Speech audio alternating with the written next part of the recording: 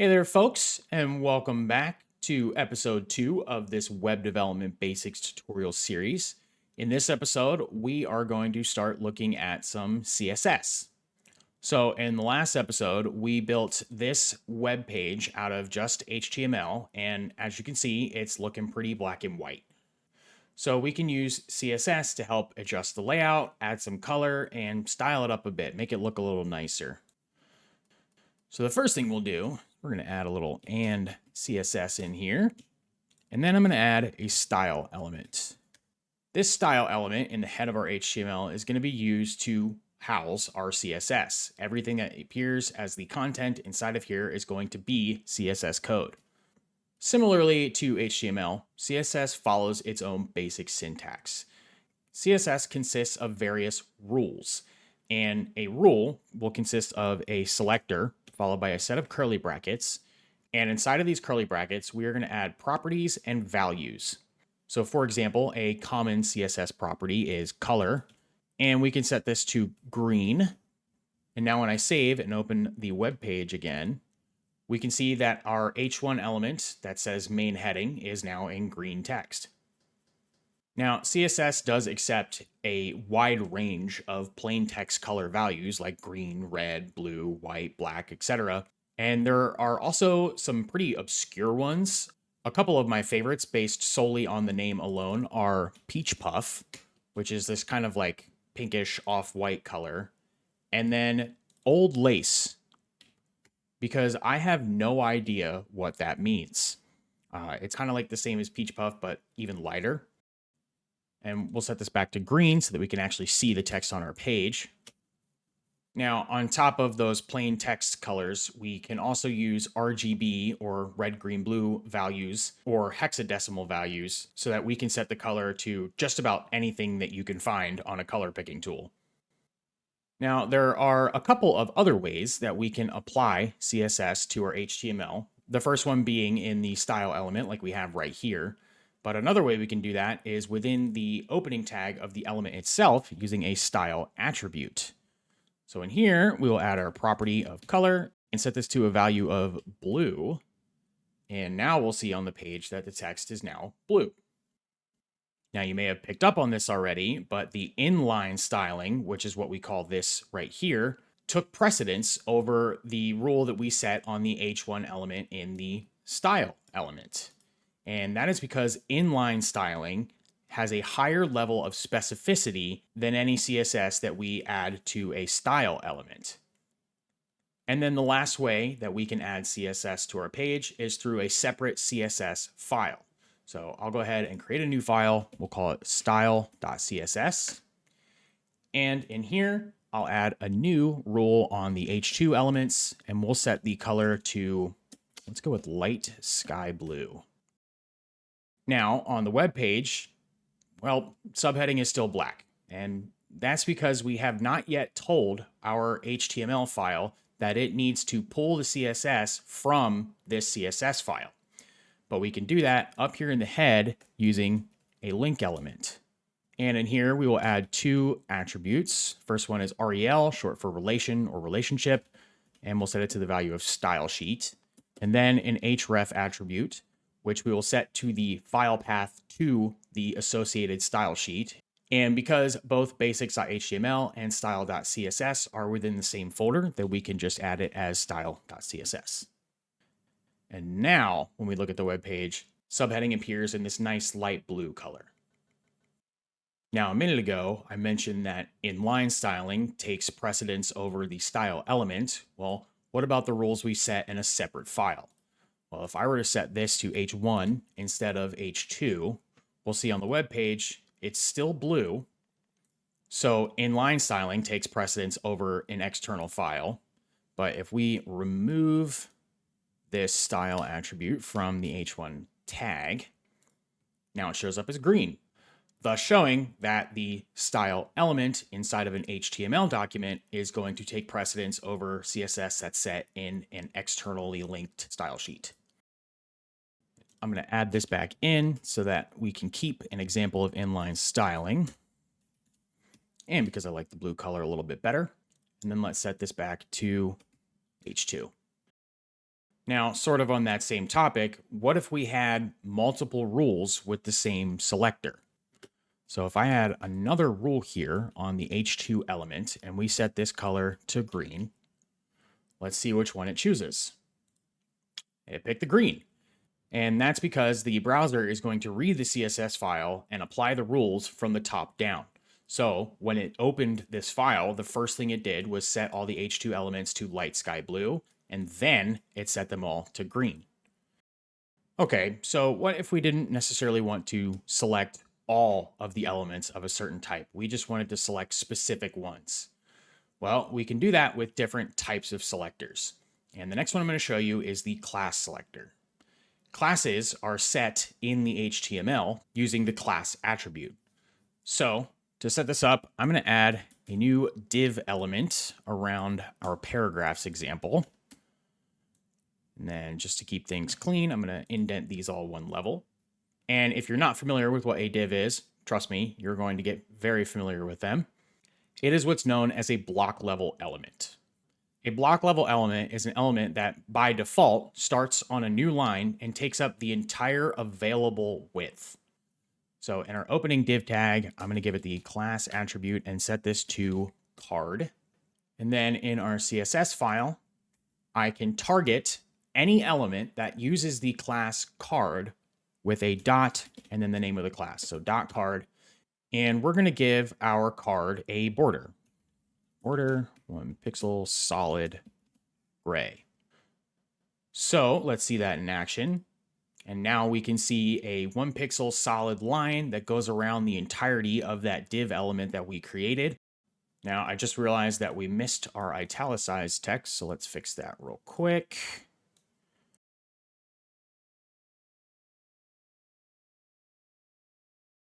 There we go. Now it's inside the card. Now I'm going to add the same thing around our different lists here. So we'll take the opening tag for the div that already has the class attribute, and we'll put it around this list. And then once more around the bulleted list. And now, because all three of these divs all have the same class name of card, all three of them have this gray border around them. In a similar vein to the class attribute, we can also give things an ID attribute. We actually did that just down here in some of our inputs, but the ID attribute is intended to kind of act the same way as class, but it's only supposed to be used for one element throughout the entire HTML document. So let's give this H3 for number ordered list. Let's give it an ID of OL-header. And then we can target this specific H3 element with this specific ID in our CSS using a # OL-header. And let's give this the color sea green. And on the web page, we see that the header for the ordered list section is now in this nice green color, but none of the other H3 elements have been affected. We can also group selectors. So if I wanted to add a different selector to a rule that we've already created, I can do that just by comma separating them. So I'll add H3 elements to this rule up here that sets the color to light sky blue. And now we'll see that the rest of our H3 elements are now in that same blue color as the H2 element. Well, except for the one with the ordered list. And you might be thinking that that's because this rule on OL header is below the rule for H2s and H3s. But if we were actually to take this and put it above that rule, you'll see that nothing changes. And that's because ID selectors have more specificity than element level selectors. And for that matter, so do our class selectors, but ID selectors also take precedence over class selectors. So from least specific to most specific, we have our element selectors, our class selectors, and then the ID selectors. A couple more selectors that I want to show you are parent and descendant selectors. To show this, I'm going to come down here to our unordered list, and on this top level UL element, I'm going to add an ID called parent. And in our CSS, we'll say pound parent. And then I'm just going to use a space, not a comma, and then put li for the element selector of list items. And this is a descendant selector. So let's add a rule for font weight, and we'll set this to bold. And you'll see that all of our list items that are underneath of that unordered list are now bold. So bread, milk, and eggs, as well as whole and almond. And that is because these list items with whole and almond, as well as the other 3 list items underneath of our parent, are all descendants. They all live somewhere within this UL element. But that is not to be confused with the child selector. So if we do the same thing, but we use this closing chevron or greater than symbol, and then we give it a rule of font style, and we'll set this to italic, we'll see that out of our 5 list items here, only bread, milk, and eggs are italicized. Whole and almond still remain as plain text. And that is because the bread, milk, and eggs list items are all direct children of the element with the ID parent, but the whole and almond list items are children of the unordered list element under milk. Now there's actually one more selector that I want to show you, and that is going to be the wildcard or all selector. And I'm going to put this one up at the top because that's typically where I put this selector, and it's just going to be this asterisk. The asterisk by itself just means everything. Apply this rule to everything in the HTML document. The asterisk can also be used in other types of selectors. For example, if I were to use it down here in the descendant selector, in this case, I would be targeting any and all descendants of the ID parent as opposed to just the list items that are the descendants of the ID parent. Now up here, I'm going to use another common text-based property called font family. And I'm going to set this to one of the defaults that VS Code gives us, which is all of this stuff right here. So in this case, what I am telling the CSS to do is first try to apply the font system UI. If that is not found or that fails, then try to apply -apple -system. I'm on a Windows, that's going to definitely fail. So maybe it should try blank max system font. Again, that's going to fail. So maybe try this one that I can't pronounce, and then so on and so forth. And then all the way at the very end, if all of these other fonts fail, we'll just use whatever the system default sans serif font is. And I like to use this one because the system UI font is kind of nice. I much prefer sans serif over serif fonts, and this is really pretty fail-safe. So because we set this rule on all elements, we can see that the font style has been changed across the entire document. And I personally think this looks so much better than the default Times New Roman font. Now, moving on from styling our text, we can also change the color of the background of certain elements. So I'm going to add a body selector, and let's add a background color of, I'll just do aquamarine to show you what this looks like. And now we can see that the entire background of the page is now aquamarine. This is absolutely hideous, so I'm going to change it to something a little bit more subtle. Let's go with ghost white. So with this color, the change is a very subtle one from the base stark white, but it is a little bit more of a softer white. It's easier on the eyes. And then I want to be able to kind of differentiate our cards, these boxes on the page, from the background.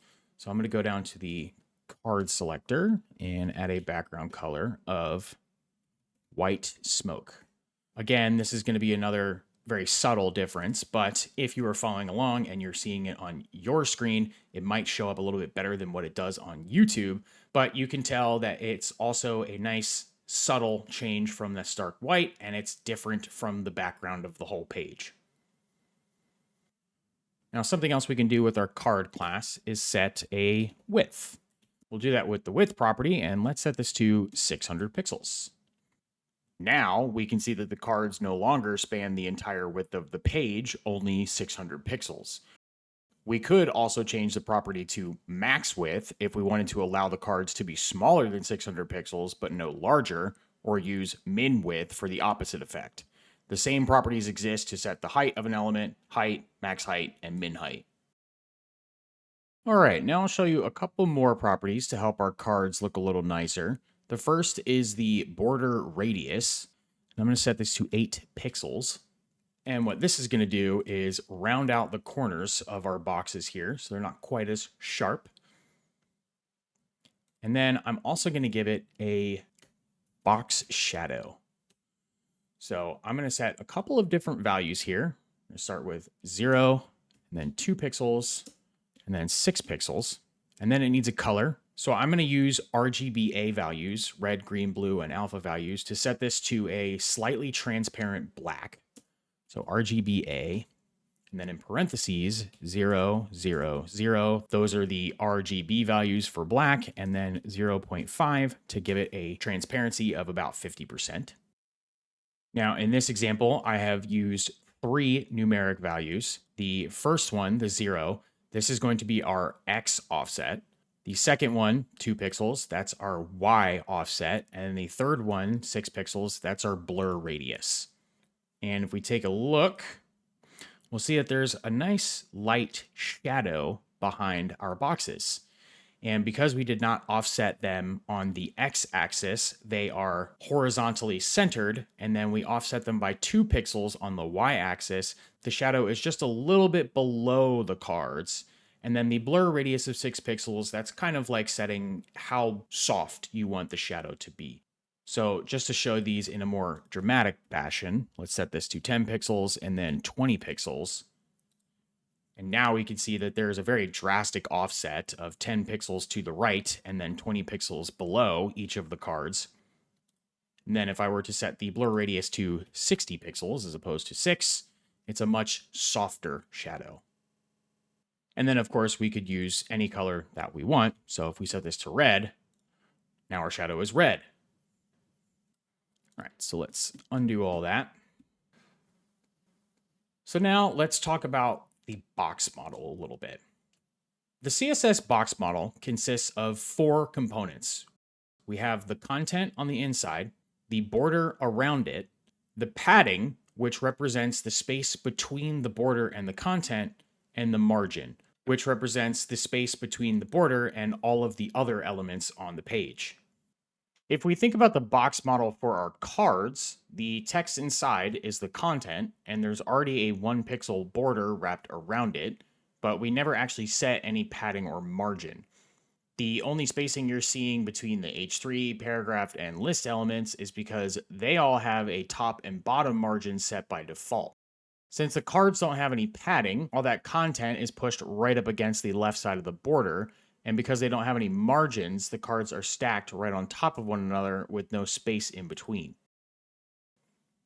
So we can start off by giving the cards a padding value of 16 pixels. And now we can see that there's a bit more room between the text content and the border around it.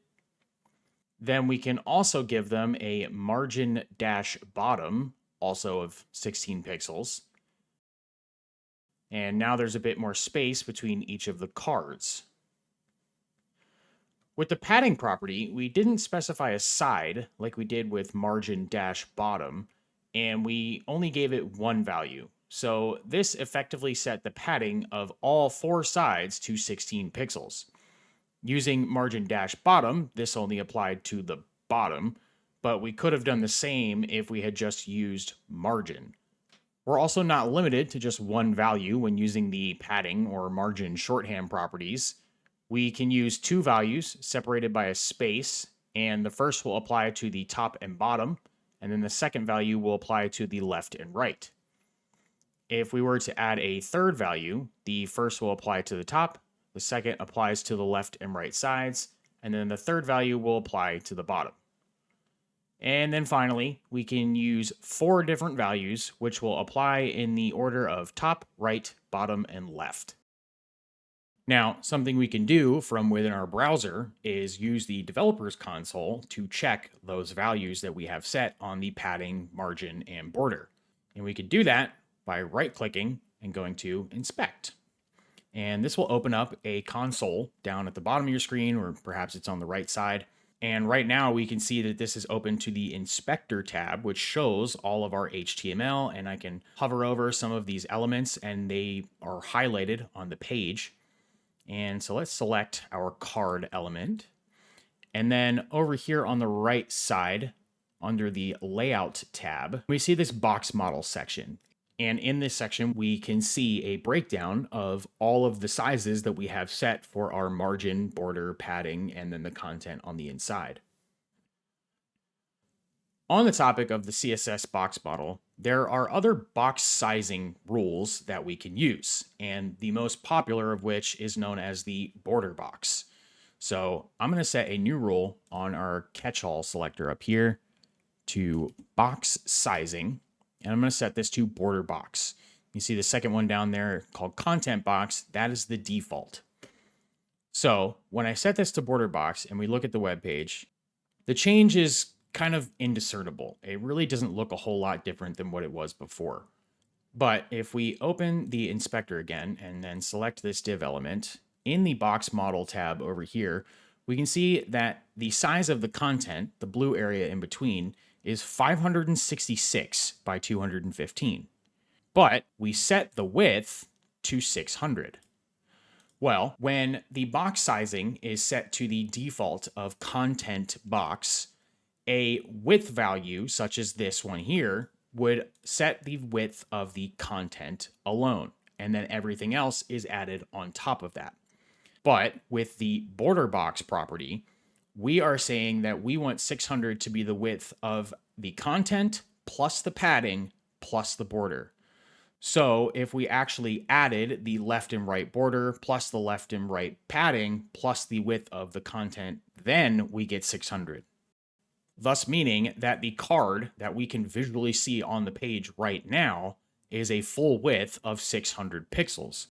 Whereas if we set this back to content box, now we can see that the content is 600 by 215, but the entire width of the card that we see on the page is now 600 plus 16 plus 16 plus 1 plus 1, which comes out to 634. Personally, I much prefer the border box sizing, so do many other developers. It just kind of makes a little bit more sense to have the width and height be from border to border, as opposed to the width being applied to the content that is padded inside of that border. So far, we have only been using pixels as the unit of measurement for all of our numeric property values, but there are, of course, several others that we can use. Another one that is sort of close to pixel is the point, which is PT. It's not too different. It's a little bit wider than what it was before. The point is relative to the imperial inch. I believe it is 1/72 of an inch. It's mostly used for PDFs and printing, so it's not very commonly used in terms of web development. But what is commonly used in web development are relative unit sizes, such as the percentage. So if we set this to something like 80%, we'll see that the width of the cards is now 80% of the width of its parent, which in this case is the body element that is taking up the entire width of the screen. So the cards are 80% of the width of the screen. But if we were to decrease the width of the body element itself, so let's set this to something arbitrary like 1000 pixels. And so now the cards are not quite as wide as 80% of the whole screen, and that's because they are now 80% of 1000 pixels. A couple more relative units we can use are the view height and view width units, which are similar to a percentage, but relative to the viewport rather than the parent element. So in this example, if I were to change this from max width to just width so that I can overflow the parent element, and then change the value to 80 VW for view width, Now we can see that the cards are back to taking up 80% of the screen, otherwise known as our viewport, rather than 80% of the 1000 pixel wide parent body element. And then finally, we have the M and REM units. So the M unit, which is represented with EM, not just the letter M, is a unit that represents the width of the letter M compared to the parent element. So what that would mean, if we set this to 80 EM, and let's get rid of our width of 1000 in the body. Right now, the body element is using the default font size of 16, which means that the letter M is going to be 16 pixels wide. So for our card, in setting this width to 80 EM, we're essentially setting the width to 80 times 16 pixels. We take a look at that, and it's pretty wide. It's a little bit more than maybe 2/3 the size of the screen. But if we were to set the font size in our body element to, let's go with 30 pixels, now we will see that not only is the text a lot bigger, but the width of the cards has increased. In fact, it's actually maxed out the body element and is now taking up the entire width of the screen. On the other end of that, if we set it to 12 pixels, we'll notice things get a little smaller and also a little skinnier. Now the width of the cards is about half the size of the screen. Now, in addition to the EM unit, I also mentioned the REM unit. This is going to be the same thing, but the R stands for root. So in that case, when we set it to 80 REM, we are telling it to use the width of the letter M from the root element, which in the case of HTML is always going to be your HTML element. So even though the body has a font size of 12 pixels, if we set the width to 80 REM, the width goes back to that kind of 2/3 the size of the screen because our HTML element's using a font size of 16, the default. But if we add a rule up here and set the font size once again to 30 pixels, then we'll see all the text on the screen remains in that smaller size 12, but the width of the card is much bigger.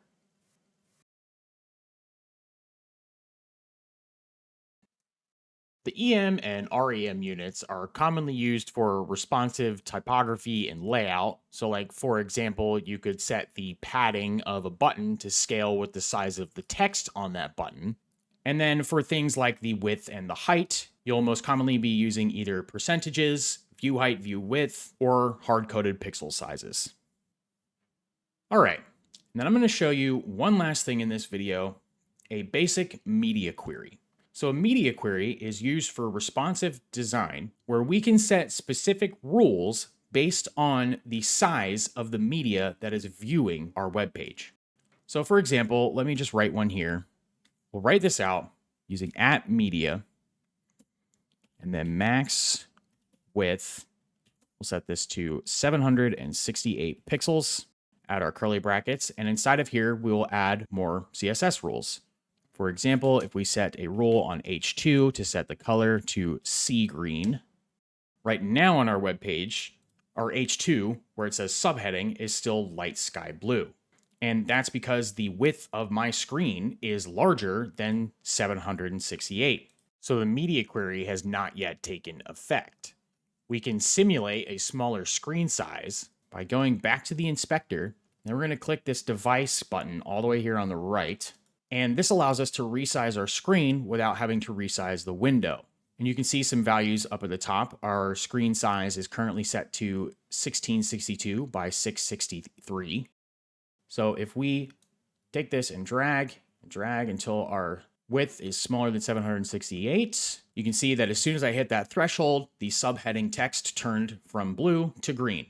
We set it back and it's blue again. Media queries are commonly used to add CSS rules that should only apply when a user is looking at the web page on a different device, such as a phone, which has a more vertical layout, as opposed to your desktop, which is going to have a more horizontal layout. Using media queries is how web developers can make their web page responsive to the size of whatever device is viewing it. So that about covers most of the core CSS concepts, if at least enough to give you a solid foundation and help you easily pick up on anything new as you go. In the next episode, I want to cover a CSS layout model called Flexbox, and then from there, we can start learning some JavaScript. As for now, I really appreciate you checking out this video. Please consider leaving a like or subscribing to let me know that you're enjoying, and I'll see you in the next one.